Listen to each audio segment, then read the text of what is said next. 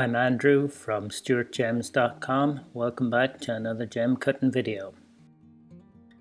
In this video, I'll be faceting this enormous green tourmaline crystal. This crystal is far from being a collector's specimen, so I'm gonna cut it. Viewer discretion is advised. Judging from the comments I get, many of you are terrified at seeing the sight of gem dust. All joking aside though, the flaws in this crystal really don't make it a valuable specimen piece, so as a cut gemstone it will be more valuable and, in my opinion, more beautiful also. The tourmaline has a fracture on one end, and on this end here it has an intergrown twin. And running through the centre of the gem you can see it's got multiple inclusions which will need to be removed. The tourmaline weighs in at just shy of 38.5 carats.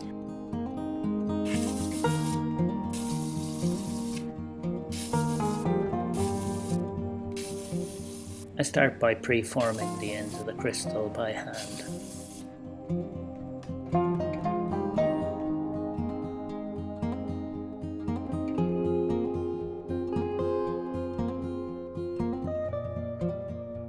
After grinding away the fracture on one end of the crystal, we've already lost almost 2.5 carats.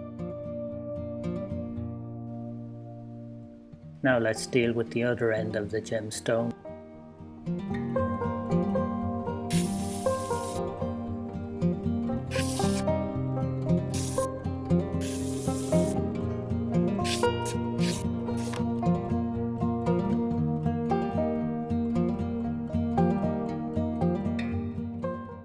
With the twinned crystal dealt with, we'll weigh it and see what we have left now.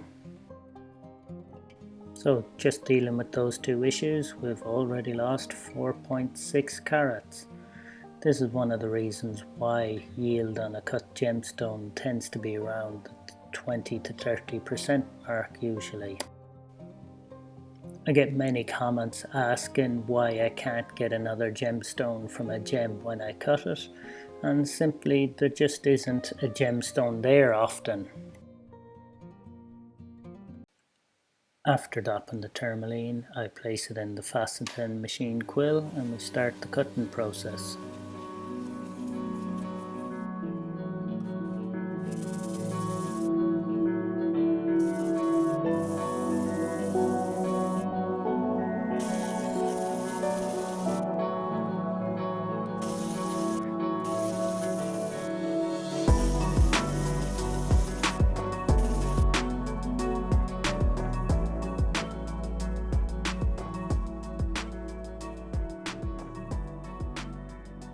This tourmaline has a unique shape to it on the ends, and I want to accentuate that in the finished gemstone.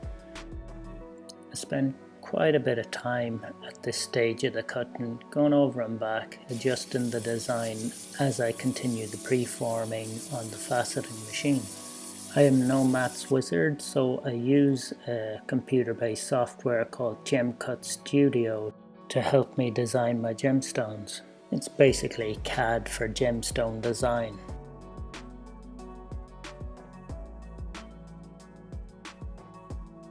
After roughing the facets, I pre-polished some of the larger facets just to see how I'm going and have I got all those minor little inclusions in the center of the stone out.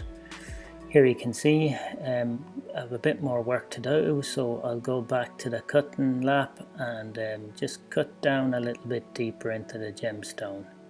Those fine little lines are the inclusions you saw earlier at the start of the video when I shone the light into the stone. And when you use the cutting lap, it leaves a frosted finish. You can't really see fine little flaws like that.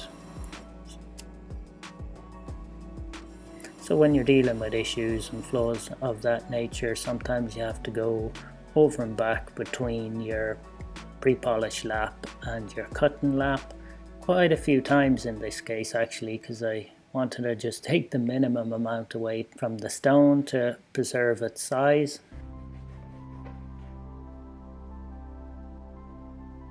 Now that I'm happy that I've got the flows in the center of the gem out, I move on to giving the gemstone its final outline shape by cutting in the end facets.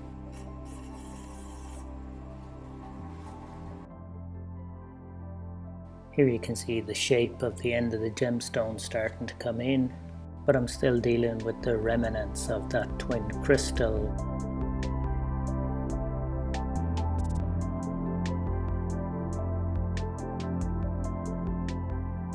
And that's it, all the flows are now gone, so it's just a matter of tidying up my facets and then moving on to the pre-polish.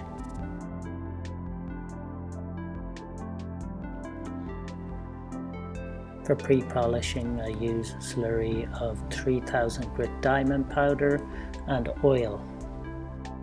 I mix this up on the lap as I can vary the mixture to whatever works best for the particular gemstone that I'm cutting at the time.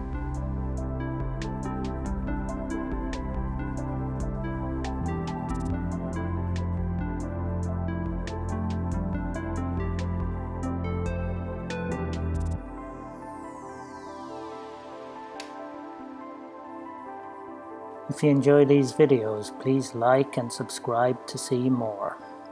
You can now support this channel on Patreon, details in the description below.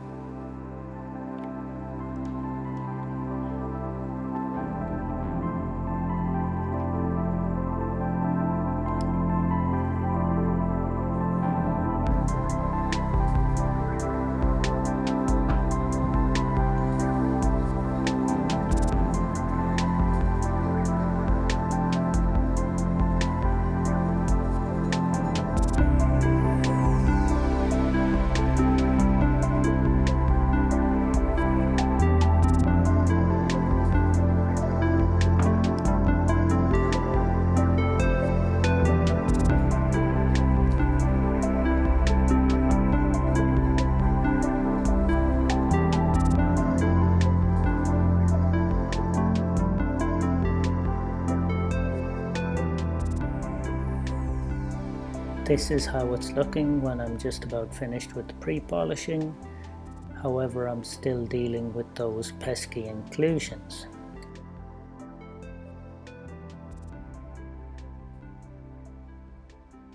With those inclusions finally dealt with, it's on to polishing. I'm using the Greenway lap here for final polish.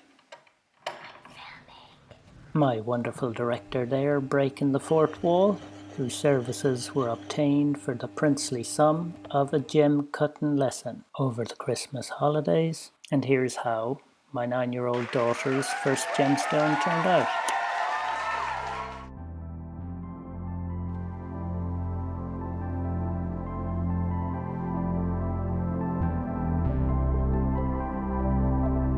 I now have the polishing of the pavilion of the Tourmaline finished, so it's time to transfer to a new dopstick.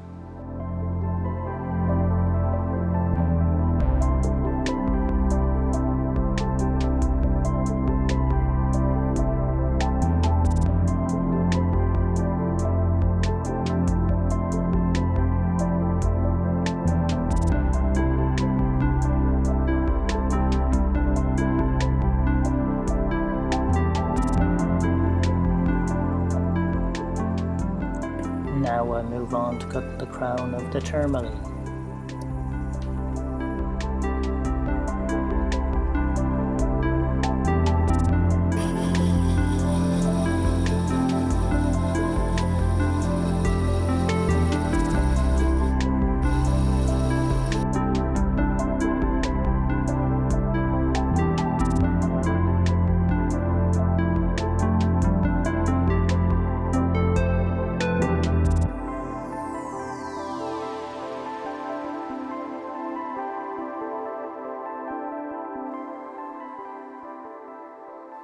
This design relies on a particular optical effect, and I will not know whether it's worked or not until I remove the gem from the dopstick.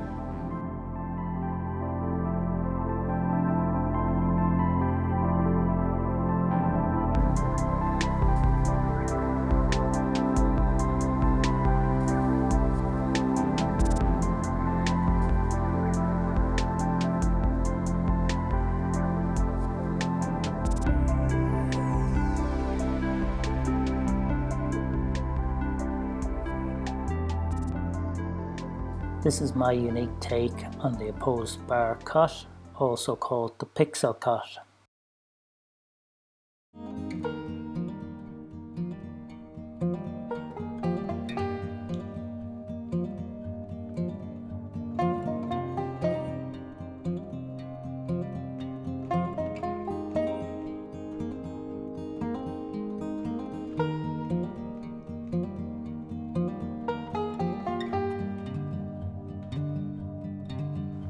Once again, thanks for watching, and I do hope you've enjoyed this gem cutting video.